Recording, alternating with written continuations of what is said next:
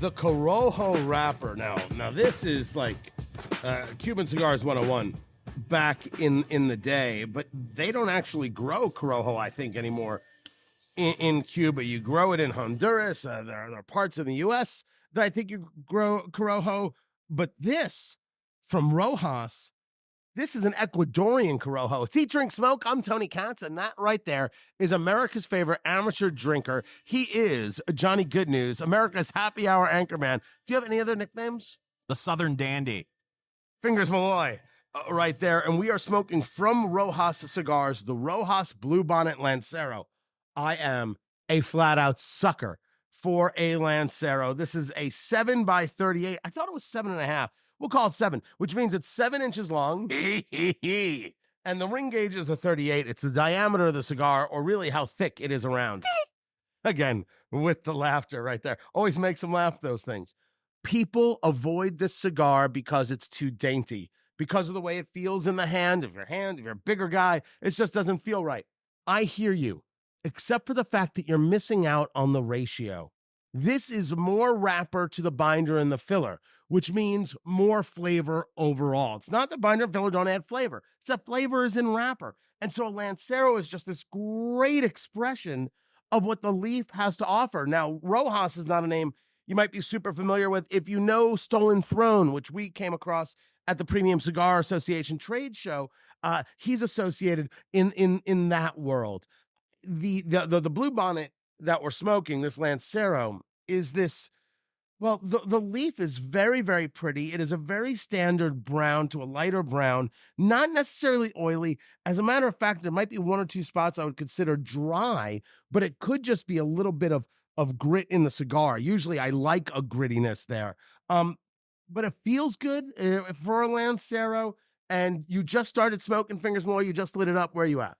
Well, like you said, I just lit it. I'm not really getting any pepper off of it. For me, it's tobacco and it's wood. And it actually has a decent amount of heft in the hand for being a Lancero. But you're spot on about how I know some people shy away from these because they are dainty. But often when we describe a cigar that's full of pepper, we'll call it a pepper bomb. It hits you in the face. A lot of Lanceros are flavor bombs, Tony. Is that what you call them? Flavor bombs. Is that what? Again, one more time. Flavor bombs. First of all, there is a lovely bit of flavor. I think that the wood point that you're making there is absolutely right. But I think what is happening here is totally tobacco forward. Mm-hmm. Right from the beginning, it is almost a lusciousness. It's a sweetness going on. There's a lot of good smoke on here. That sweetness, when I talk about lusciousness, it's because it has a bit of cream to it. But that wood tobacco forward is exactly where I'd be. You take the second puff of this, and you're like, oh, okay, all right. No one's trying to overwhelm me. No one's trying to tell me some weird story. They just want me to smoke. Yeah, and I'm really happy that I'm pairing this with a coffee with heavy cream, because that's where what you're pairing your cigar with can kind of confuse your palate, because you said you're getting a little bit of a creaminess, right? Yeah, definitely a touch. And sure. I'm like, okay, is that from the coffee I'm drinking, or is it from the cigar? Well, I think coffee is a solid pairing here. I have got a series of bourbons and ryes running through my head that I would pair this with. There's such an ease right now from this in terms of the flavor that I wonder if there's like a wine or two that I might want to look for. I'm having a little trouble with the draw.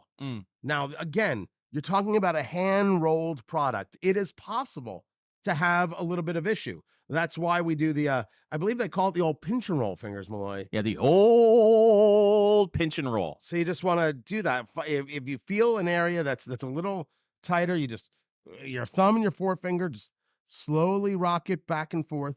Try and open things up. And that's all I'm trying to do with it right now. I haven't had an issue like this in a while. It's just packed a little tight for me. Yeah, to be fair, I'm having zero issues. Oh, that's better. Oh, there you go. That's better. Zero Right there. issues at all with the draw. Getting a lot of nice, pleasant smoke coming off it. Unfortunately, I find with the Lancero, I do smoke it faster than I should. You smoke everything I know. faster than you should. I know. Who are you even kidding with this? I'm sorry. This is who you are. I feel like You I'm are letting Mr. everyone Fast down. Smoke. That's another nickname of mine. The Southern Dandy and Mr. Fast Smoke. By the way, the Southern Dandy is gold. I stole it from The Simpsons. Fingers Malloy, here is the question. Mm. Is this the Rojas Bluebonnet Lancero? Ooh, spice just hit me. Oh, wow. Right there. I mean, I'm just in the first third of the cigar. Spice just hit on the roof of the mouth and in the middle of the tongue. Oh, that's super weird. That is okay. Well, forget anything I said about just trying to be sweet to you. Oh my, you don't feel that? not yet. Oh, good Lord. But maybe it's because I'm, again with the coffee and I'm wondering if it's because of the draw issue, right? Yeah. I had to pinch it, right? Maybe I ended up building up a hot spot. You know that can happen, right? You can get hot spots in your cigar, and especially if you're smoking too fast, you might get that bitter or that ammonia kind of flavor. That's exactly what's happening. Put the cigar down for 15 minutes. Just put it down. Let everything cool down in it. When I was having the draw issue, it's possible that some areas were getting a little hotter because I was moving more air over it, and that could have been it. So I'm gonna give it a quick rest, a couple minutes rest, and see if that spice is legit. Well, I'll tell you what's happening to me is now I'm starting to get a little bit of nuttiness off of the stick.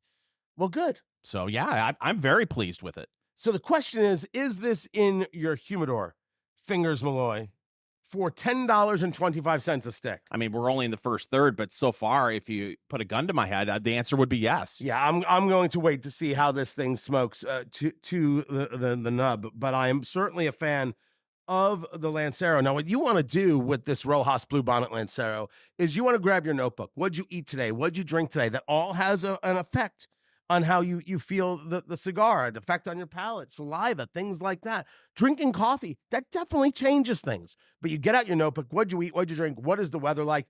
A little chilly. As we're doing the show in Indianapolis right now, it's chilly, warm. It's weather in Indiana, like with most of the Midwest. Who the bloody heck knows what you're going to get from 1 minute to the next? And then break the cigar up into thirds in your head. First third, second third, final third. And what are the notes that you're getting? Don't worry about being too descriptive.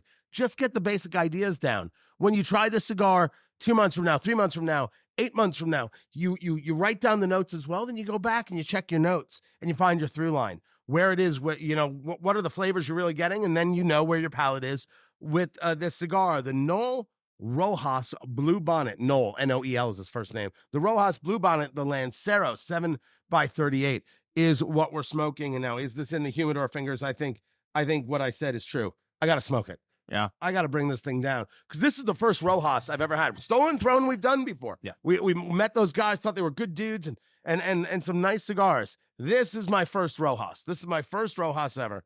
It's time to take some time with it, take the notes, see where we are. You can find everything we do at eatdrinksmokeshow.com, and you can be a supporter of what we're doing and join the community that we're building. Eatdrinksmokeshow.com. The Eclipse is coming.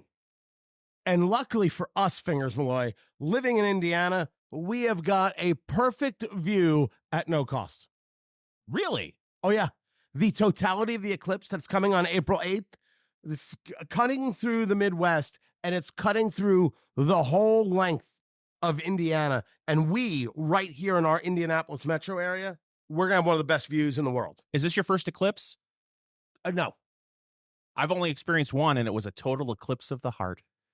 Tea Drink Smoke. I'm Tony Katz, and I'm looking for a new co-host. Feel free to send me an email, Tony@eatdrinksmokeshow.com. Until then, there's this guy, Fingers Malloy, who is just dad joke lame because he does a little dance. You've just been dad joked in his chair. This Eclipse is making people crazy, crazy cash all across Indiana, a bunch of other states. Small towns, big towns, every hotel room is sold out. Restaurants are all booked. People are going to make crazy cash because they're coming to see this full eclipse. We're talking about the moon in front of the sun, That'd be a solar eclipse, or is that a lunar eclipse? It's a solar eclipse. As a solar eclipse. As you know, Fingers Malloy and his Institute of Institutes does a lot of work with Neil deGrasse Tyson. And they have determined that this is a solar eclipse. Yes. So this is happening on April 8th. It's going to be all the talk. And there are like the local high schools here are selling out spaces in the parking lot as fundraisers. Everyone's doing everything.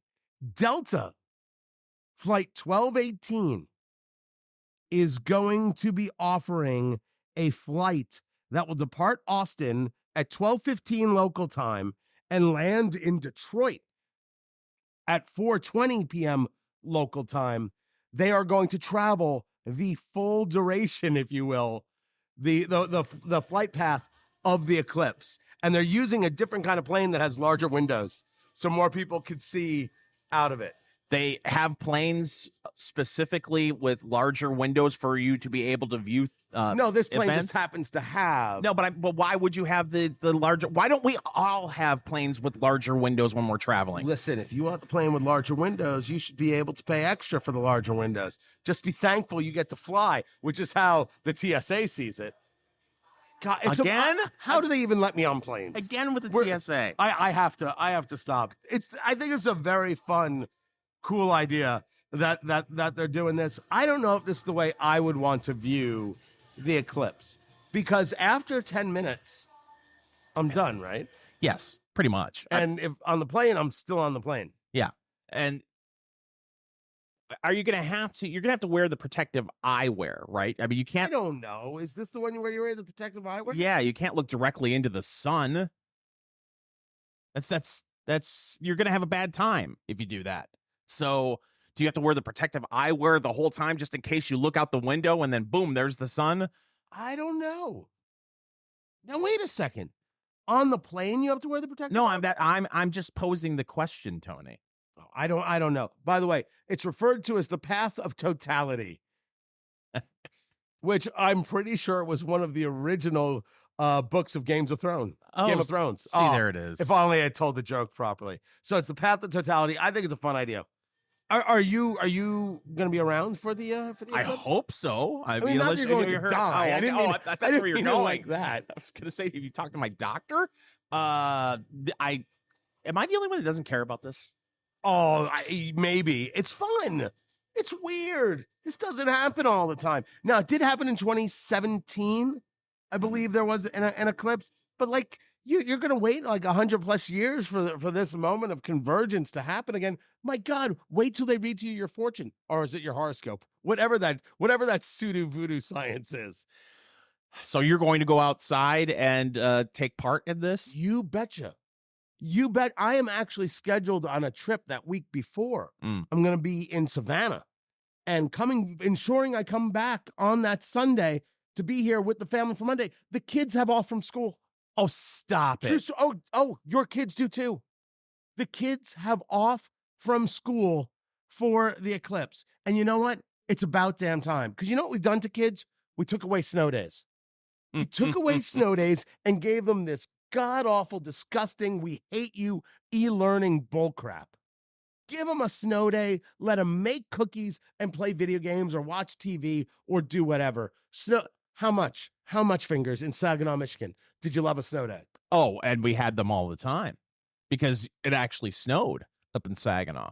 It was wonderful, 6 to 12 inches, like every 3 weeks, boom, off school. But for me, Tony, for my money, I think that these kids should be in school, and it should be a full day of science learning where they have beakers and lab coats, and they're waiting for this solar. I will give you $20 if you could tell me the kind of burner. A Bunsen burner. I owe him $20. Son of a. Honestly, I didn't think you could pull that one out. I had no faith in you whatsoever right there. Thank you so much. Taking away snow days is the most awful. It's ridiculous. You don't need the e-learning day. It's okay to have a day that says, you know what? Enjoy. Everyone be happier. Everyone, why do this to the teacher? Why do this to the kid? Why pretend in this regard? I don't know. And what's funny is that, back in the day, people would get upset because, if their kid had a snow day, they thought to themselves, my goodness, who's going to watch my kid? And now because of what happened with the COVID lockdowns, people are completely used now to their kids not going to school on a particular day.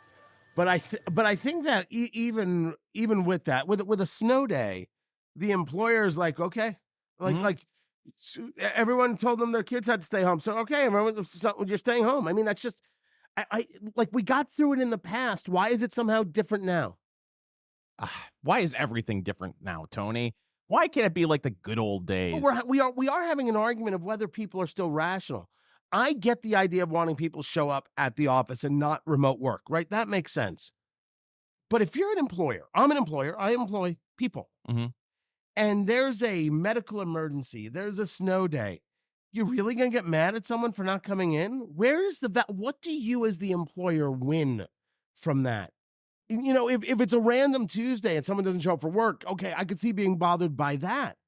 But if it's a snow day, isn't the better thing to be like, yeah, okay, stay home with your kid, have fun. If you make cookies, bring a couple in tomorrow. Like, wouldn't that be the answer? You would think that would be the answer. I do want to pose one question to you, Tony, about this flight that we were talking about a few minutes ago. Right, the Eclipse flight. We keep hearing about how the path-of-totality. We keep hearing about how also the name of Fingers Malloy first album. Sold dozens of copies. So Malloy and the Road Warriors is what they were called. Eddie and the Cruisers was already taken. They sing a song called "The Somewhat Dark Side Is Coming," and nothing is really too real. The hell with my question. What's your question? There's enough money for people to just jump on a plane and Eclipse chase. We keep talking about people are struggling, and that is true. But holy cow, you see stories like this, and you're like, well, maybe things aren't so bad. What people will do for an experience. Well, that's a different question. The whole doom spending thing. People will pay for experiences. They'll do it. They want something about it, moves them and settles them, makes them feel like, you know what, I'm part of something. You want to talk about how people need to feel like they're part of something? Let's do that. Remain calm. All is well. Ah! It's actually a quote from a very famous film. Remain calm. All is well. Porky's too. That is correct. Or Animal House, depending on which movie you like. Wait, hold on. It was just Animal House. Tea, Drink, Smoke. I'm Tony Katz. That is Fingers Malloy. Gmail is not shutting down. There was a viral hoax, Fingers Malloy. As you know, we like to monitor social media outrage. There was a post that Gmail would be closing in August. And everyone said, oh my gosh. And then Google has had to now come out and say that Gmail is here to stay. We are going to continue the service, and we will continue reading your emails so you don't have to, and send you whatever ads we deem necessary. We're Google. We say do no harm, but we don't mean it. What's amazing about this? For a quarter, that a company worth trillions of dollars is called Google. Oh, there's that. Can you believe that they were called Google and then they changed their name to Alphabet? Well, so Alphabet, by the way, is the cover company, is the umbrella company that owns Google and YouTube and whatever else they do. They changed it. It's like Facebook calling themselves Meta. Yeah, I kind of like Google better than Alphabet. Yeah, the name of the company. Yeah, me too. But for a split second, I thought that this was possible. I mean, I was like, oh no, oh come on. That's what I thought to myself, because there was no way that was going to happen. But can you imagine if they did? The amount of people who have relied on Gmail for well over a decade, suddenly having to say to themselves, oh my goodness, I think the hoax said that by August it was going to end. You're going to have to take Google Gmail as your platform and move it somewhere else. There had to have been a lot of panic in the streets. That's why I still use CompuServe. Good for you. I mean, I still have a Hotmail account, and people are like, what are you talking about? Yeah, I totally have a Hotmail account. Just about to ask you some of your old email accounts. Like I had a Budweiser email account. Did you really? Yeah, I had an AOL, Yeah, I had an AOL account. Yahoo. Sure. Oh shoot, the one that this is terrible radio. Me sitting here going, oh, what was it? What was it? Let's move on. No, now I need to know. I had one at AOL. I had one at Spectrum for a short while. CompuServe? I don't think I never had one at CompuServe. I also never had a MySpace page. I don't think I ever had a MySpace page. I had a MySpace page. But no, if Gmail shut down, I'd be like, oh, I'm like, tell me why I'd be bothered.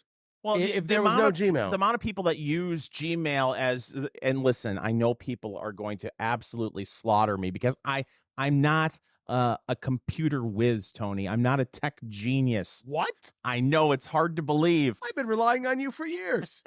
But they use Gmail. You single-handedly repaired my 8-track player. That is true. It didn't take all that long either. But they use Gmail for their website email. It's like, oh, find my email fingers at iworkatThisCompany.com, and it actually just flows into their Gmail account. All that would have to be changed. Yeah, but so what? So what if you've got somebody to do it for you? I don't see. If you told me I couldn't use Gmail tomorrow, I'd be like, oh, like I don't think my life changes that much. Maybe I don't understand the corporate needs from it and everything else. Maybe I'm not utilizing it to my fullest advantage. Maybe that's the problem. Probably a good thing. I'm not as reliant on it as I guess other people are. Like, I still like it when someone calls me. I just had a discussion with someone the other day. Actually, it was my cousin. My cousin texted me and said, do you have a minute to when we could talk? And I just called her. And she said, you called me? And I was like, yeah, I called you like it was 1995. And people didn't text ahead of time to see if you were available for a phone call. They just called. Just call. That's it. I don't understand why that's a problem. If I don't want to pick up the phone, I won't. I still have all the power.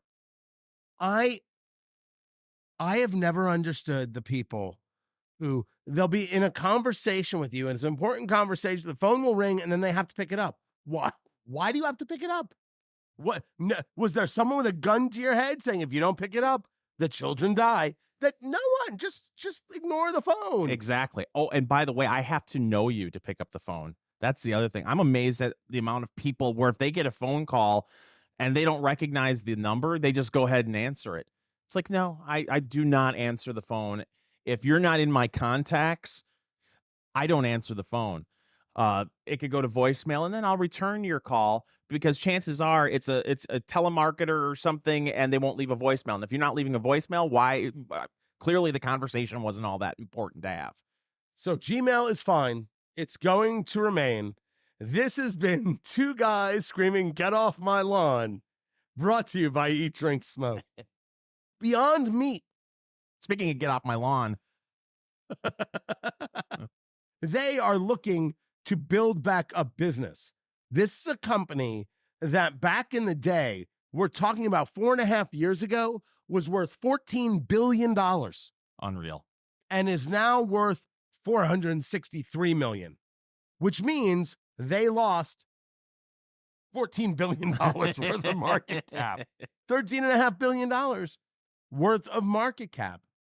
Because while people love the idea of a plant-based burger, they weren't really enamored with the idea of a plant-based burger. No. What they also found is the Beyond Meat plant-based burger wasn't super healthy for you, which is insane because the whole point was, look at how much healthier this burger is. So they're revamping it, and they're coming out with a new iteration that they claim will be even healthier than the original, and it's going to bring back customers. If it wasn't healthy, what was the point of it all? Exactly. When I saw the story, I thought to myself, wait a minute, I thought Beyond Meat was supposed to be healthy to begin with. What, you're going back to the lab and creating a new plant-based product that's supposed to be healthier? What was so unhealthy or not as healthy with the old Beyond Meat? I guess I would ask more questions, but I don't really care because I'm not eating. I will tell you, the only people I knew who were excited about it, a couple of Jewish friends who are kosher, finally they could have a cheeseburger. Okay. And it wasn't like a black bean patty or something. Like it was as close as they were gonna get, and they wanted that experience. And okay, they were gonna do. I never asked them how it was because in the main, I just felt sorry for them. I don't keep kosher. God is going to have to deal with me, and don't worry, he will. Or I'm sorry, she will. I don't know who you are. Thank you. You're welcome.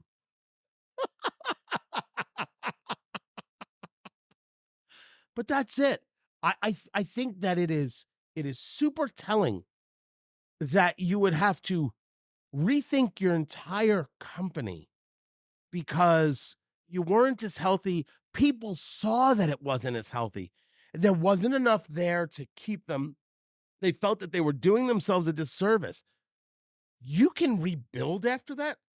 I'm not against Beyond Meat as a company. Go and do your thing. But just as a matter of just of business, you can rebuild yourself after a marketplace has said, we don't think you're healthy. No, I don't think you can. I don't think you can. I think you have to completely rebrand, and they should have renamed their company Alphabet. That's called a callback, people.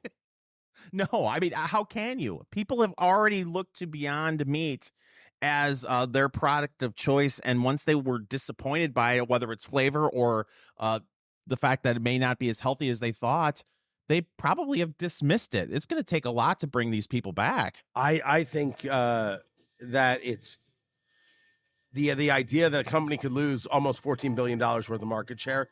It's also a great example of these companies are not worth what they say. Could you imagine if someone bought that company? Holy heck. It has been 3 long years since we have reviewed Pikesville Rye, which is a holy dang shame because I love Pikesville Rye. I'm a rye guy, Fingers Malloy. It's true. I am rye over bourbon every day of the week. And Pikesville is just where it's at. It's Eat, Drink, Smoke. I'm Tony Katz, and that right there is America's favorite amateur drinker, Fingers Malloy. The way you started setting that up with the 3 long years, I had a Titanic movie flashback. Oh, really? Yeah, it's been 3 long years. Some people call Pikesville the Rye of Dreams, and it was. It truly, truly was. I also want to say for the record, there was room on the raft. Rose, there was room. Leo didn't have to die. Pikesville Rye from the people at Heaven Hill. This comes in at 110 proof, Fingers Malloy. The age 6 years with a mash bill, 51% rye, 39% corn, 10% malted barley. Now, a bourbon, of course, would have to be 51% corn, a rye, 51% rye. But with the low rye, the higher corn should come in as a what? Sweeter kind of product here. Why I like rye over bourbon? That it's weird. There's not a good explanation for it because it's not that I fantasize about the rye spice. It's just that in the way my palate works, I seem to get more flavors that I enjoy. It just better hits my palate than bourbon does. And I'm not anti-bourbon. I want to say for the record, in my presidential platform, pro-bourbon. I've heard you at least say once, a chicken in every pot and a rye in every liquor cabinet. That's honestly, how am I not going to win all 50 states? How do I not win it? It is a classical color right here. We have it in the Glencairn glass, which is that odd kind of glass that's got the foot and then it kind of bows out and comes back in so you can really concentrate your nose into it, get an idea of color, get an idea of flavor. It's a little bit of a honey gold kind of color there. You're not getting a lot of reds out of this when you look at it, but that nose, can I say, Well, first of all, 110 proof, not a hint of alcohol. 0 on the nose. Absolutely 0. Caramel, a little bit of rye spice, a whole lot of wonderful. it is a delicious, delicious nose. It isn't overwhelming. It isn't trying to, um, you know, be something that it's not, which is something we often talk about. It's not trying to trick you with, oh, it's got this, it's got that, it's molasses, it's marzipan. No, no, no, no. It's just good as a very, very, very lovely nose. Right there, fingers. I don't think the nose does enough. By the way, you're right. There's no alcohol on that nose. And you really have to get your nose in the glass too.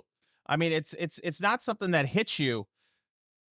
I don't want to say it's a weak nose, but No, I would argue that once you're in there, you really get your nose in there. There's also a little bit of a cocoa thing happening. There's a richness that happens, whether you want to call it a cocoa or a chocolate, or maybe there's another flavor that's hitting you. That is there on the underneath. But there's only one way to do this, Fingers Malloy, and that is to give it a taste. Fingers Malloy, you ready for this? Tony, I've been ready for this all week. It is the Pikesville Rye, the 6-year. From Heaven Hill. Fingers Malloy is doing what is known as the Kentucky Chew, moving it around the palate. Sometimes you want to take 2 sips. The first one to really set the taste buds. The second sip to really get the flavors. Fingers? Okay, first of all, again, I would never guess that this is 110 proof.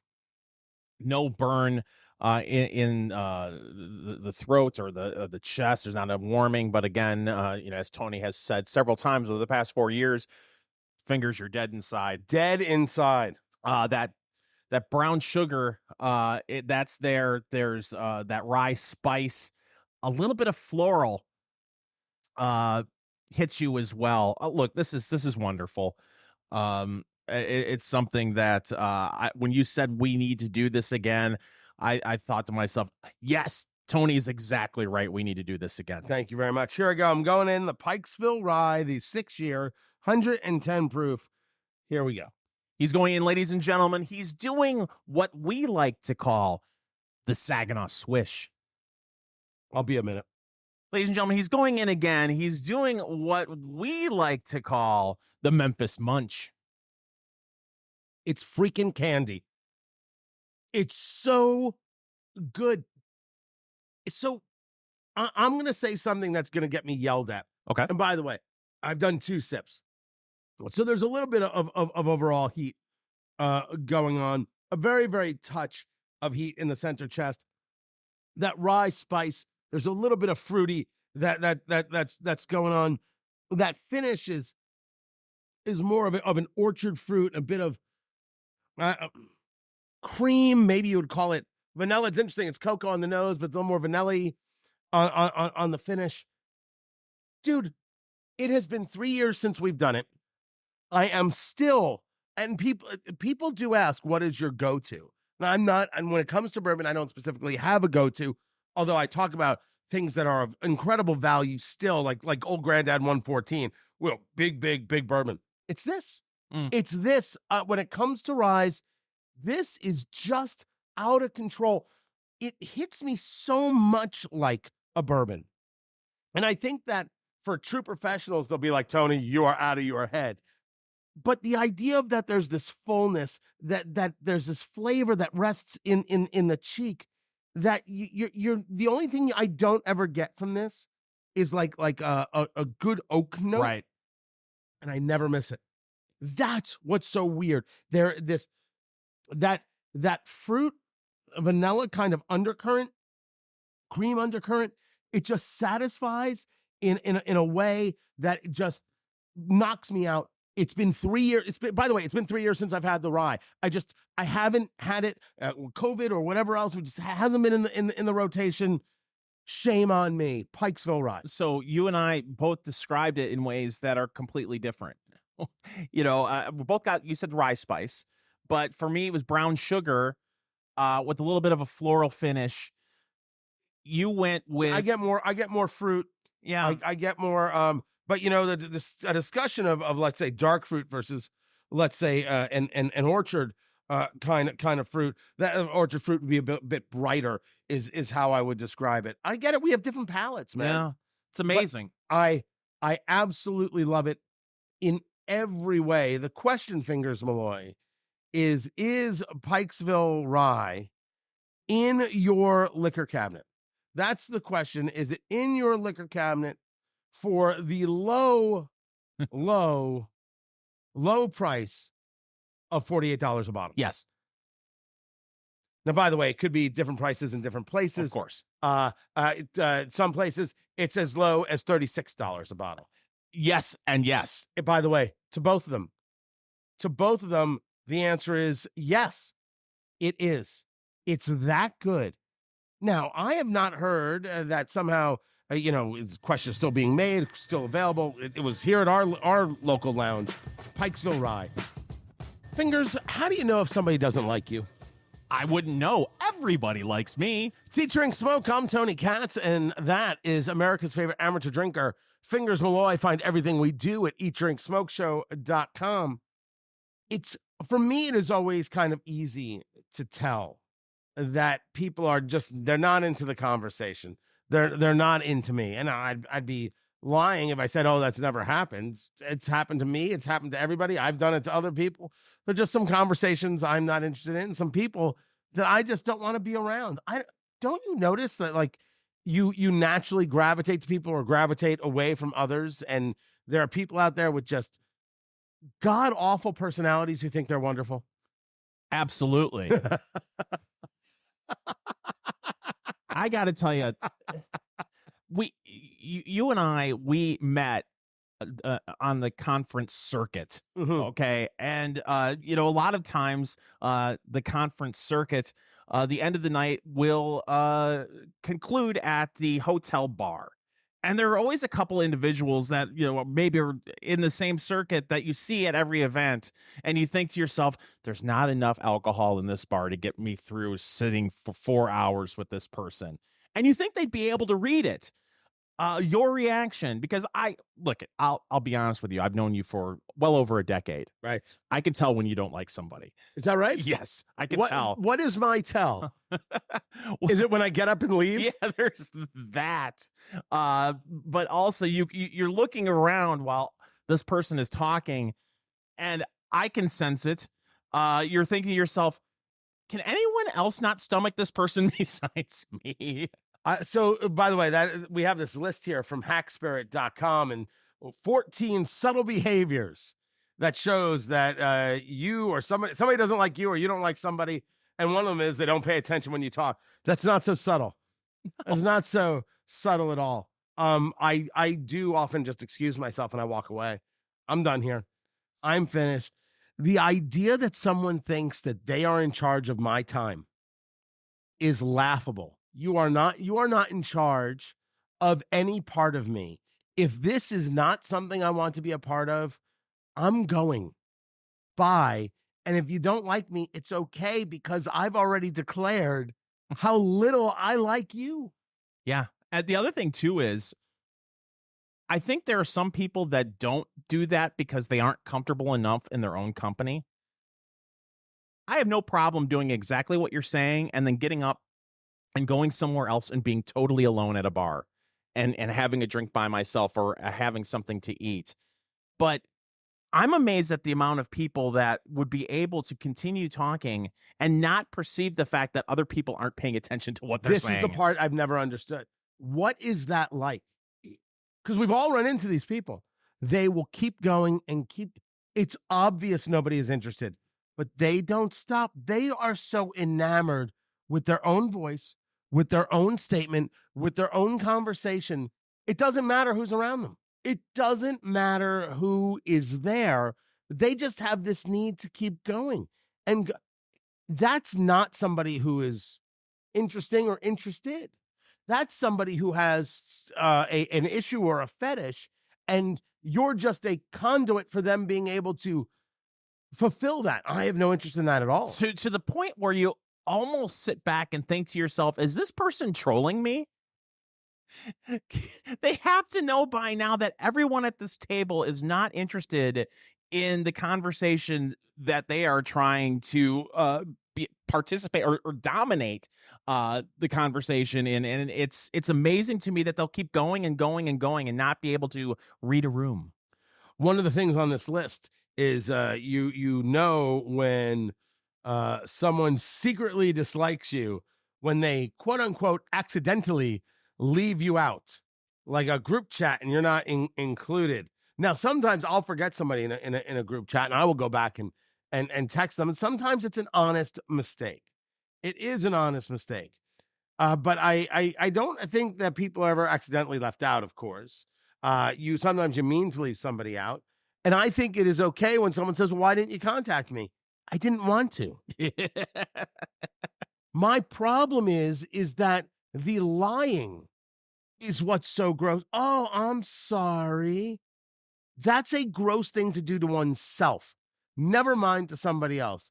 I didn't contact you because you're boring. There's that. On the other side of it, say it's me. Say you don't Fingers Horatio Ignatius Malloy. Yeah. There are no honest mistakes in my mind. And maybe this is just part of my mental illness. If I am if I'm left out, I think to myself, it's purposeful and okay, whatever. I got something else to do. It's fine. You didn't invite me somewhere? I don't care. I have a full liquor cabinet and a full humidor. I'll figure out something else to do. Yeah, I will admit that I've had it happen to me, of course. Oh, okay. All right.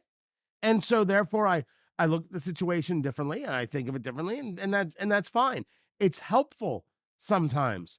And this is why I like honesty in everything. Tell me not to waste my time, and I won't.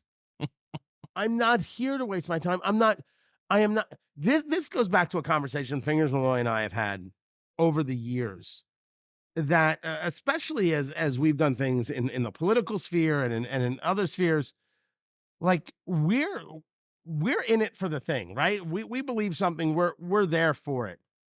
Other people are in it for what they can get out of it. Yeah. And I want to be around people who are like interested in the thing and in it for the thing. And there are people who we've lost touch with. We are no longer in contact with, because it turns out they weren't interested in the friendship, the relationship, the conversations. They were interested in what could be provided to them by knowing us. And when they thought somebody else could provide something to them, bye, see ya. It was never, ever, ever a friendship to begin with. I find that to be so helpful. I'm so appreciative when someone is honest. I can deal with honesty all day long. You know where you really notice it? It's in Washington, D.C. I can't tell you how many conversations I've been in a Washington, D.C. bar, at a conference, at a hotel bar.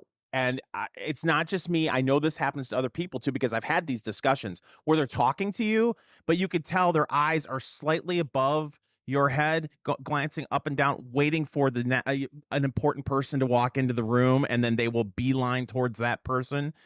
Always, clearly, it's not about friendships. It's about networking. It's about finding someone who can help them along in their career.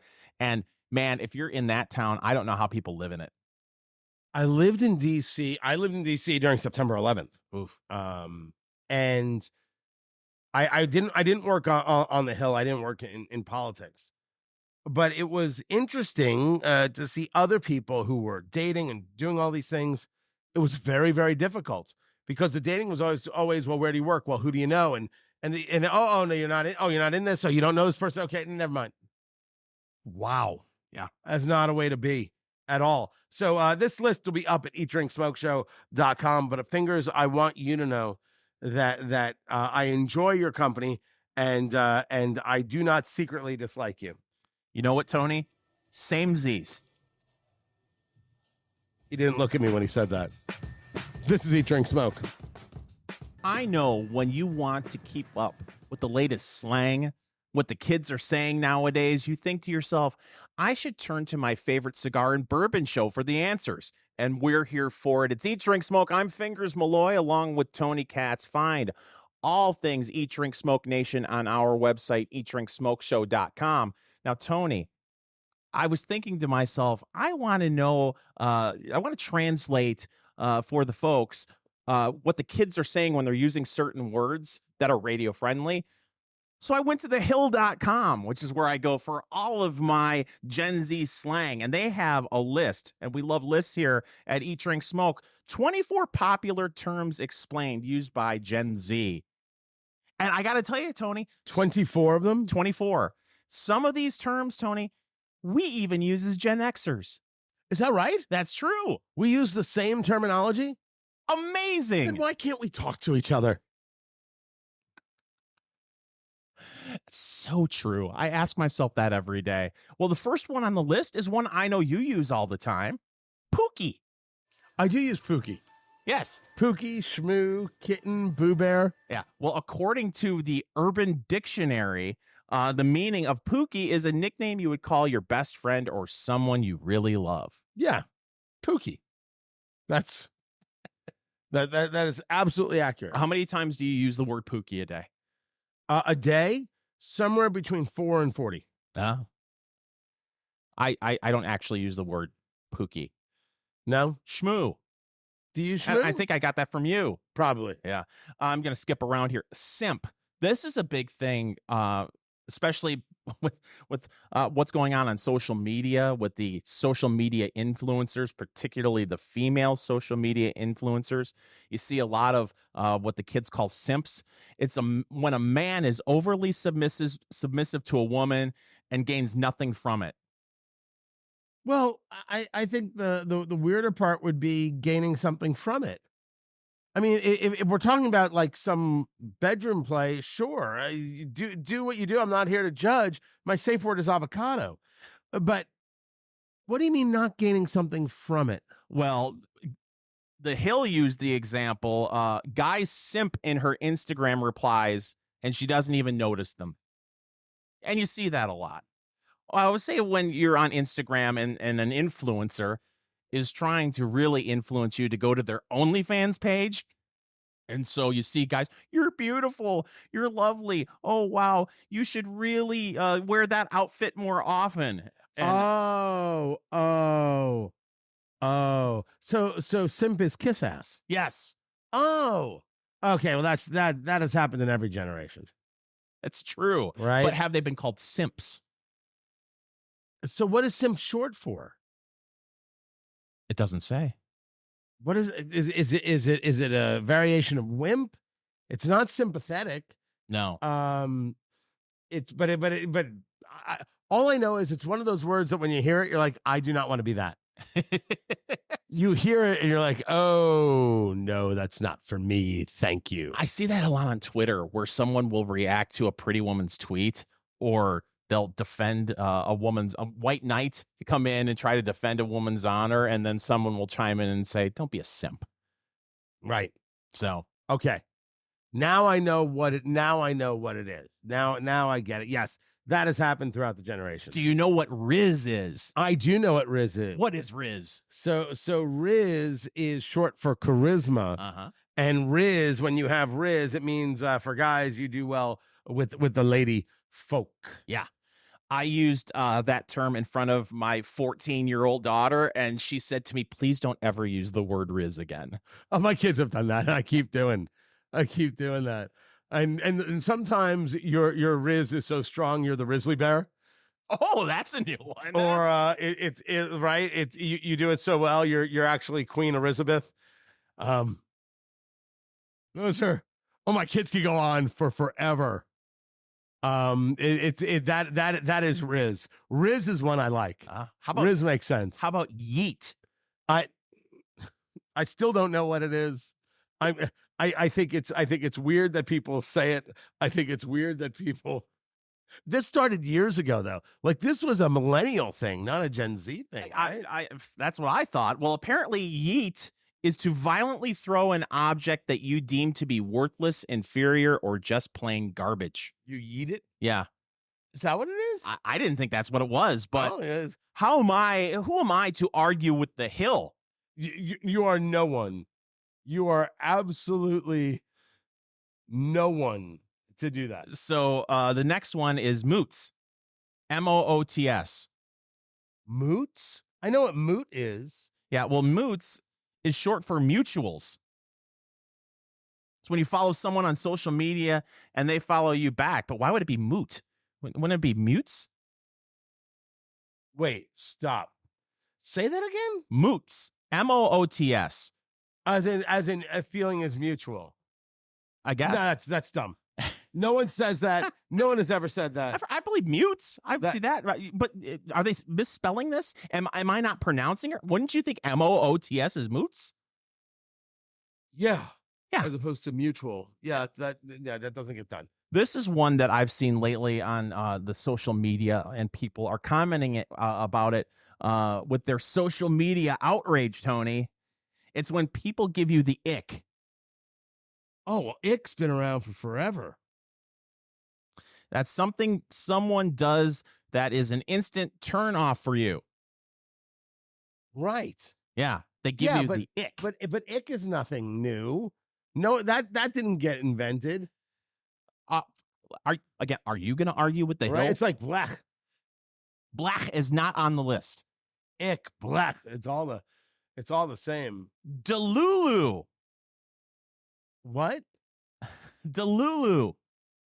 It's a delusional fangirl or fanboy who believes they can or will end up with their favorite idol or celebrity and invest an unhealthy amount of time and energy into said idol. They're delulu.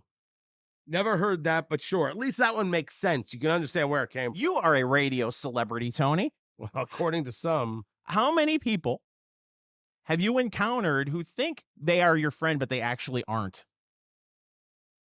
To where you would say those people who think they're my friend, but they really aren't, they're delulu. I've never said it. I would never say it. Why would I say delulu when I could simply say full of crap? I don't. Delulu shorter than full of crap. Yes, but full of crap is so much more on the nose. How about sus? Oh, sus, suspect. They're strange. They're odd. They're peculiar. They're sus. Oh, no, sus I get. Okay, would you say that someone who thinks that they're your friend, they're delulu, they can also be sus? Yes, but they can't be delulu because that's never actually been said. Beige flag.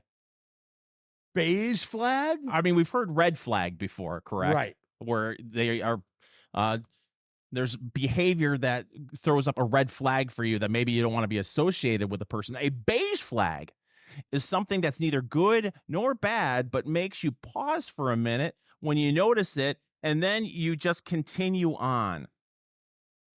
That's trying too hard.